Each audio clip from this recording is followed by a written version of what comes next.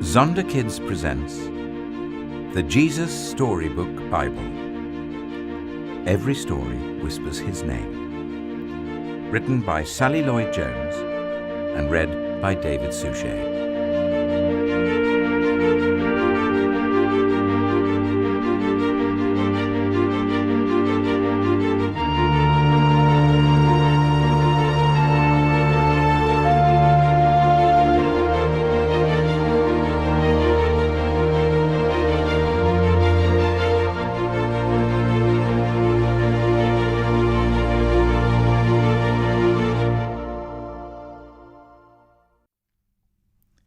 He's here.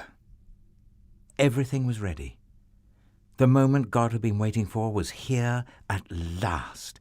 God was coming to help his people just as he promised in the beginning. But how would he come? What would he be like? What would he do?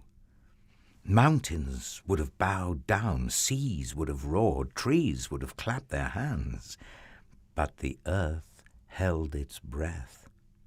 As silent as snow falling, he came in, and when no one was looking, in the darkness, he came. There was a young girl who was engaged to a man named Joseph. Joseph was the great-great-great-great-great-grandson of King David. One morning, this girl was minding her own business when suddenly a great warrior of light appeared. Right there, in her bedroom. He was Gabriel, and he was an angel, a special messenger from heaven. When she saw the tall, shining man standing there, Mary was frightened. "You don't need to be scared," Gabriel said. "God is very happy with you." Mary looked around to see if perhaps he was talking to someone else. "Mary," Gabriel said, and he laughed with such gladness that Mary's eyes filled with sudden tears.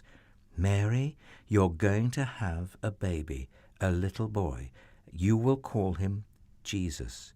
He is God's own son. He's the one. He's the rescuer. The God who flung planets into space and kept them whirling around and around. The God who made the universe with just a word. The one who could do anything at all, was making himself small and coming down as a baby."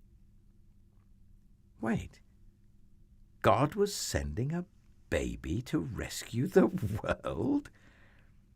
"But it's too wonderful," Mary said, and felt her heart beating hard. "How can it be true?" "Is anything too wonderful for God?" Gabriel asked. So Mary trusted God more than what her eyes could see, and she believed. "I'm God's servant," she said. "Whatever God says, I will do." Sure enough, it was just as the angel had said. 9 months later, Mary was almost ready to have her baby. Now, Mary and Joseph had to take a trip to Bethlehem, the town King David was from. But when they reached the little town, they found every room was full. Every bed was taken. "Go away," the innkeepers told them. "There isn't any place for you."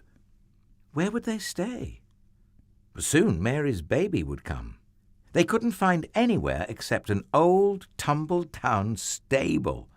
So they stayed where the cows and the donkeys and the horses stayed. And there, in the stable, amongst the chickens and the donkeys and the cows, in the quiet of the night, God gave the world his wonderful gift.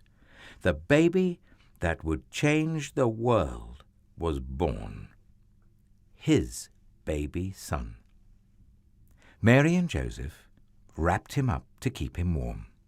They made a soft bed of straw and used the animal's feeding trough as his cradle. And they gazed in wonder at God's great gift, wrapped in swaddling clothes and lying in a manger.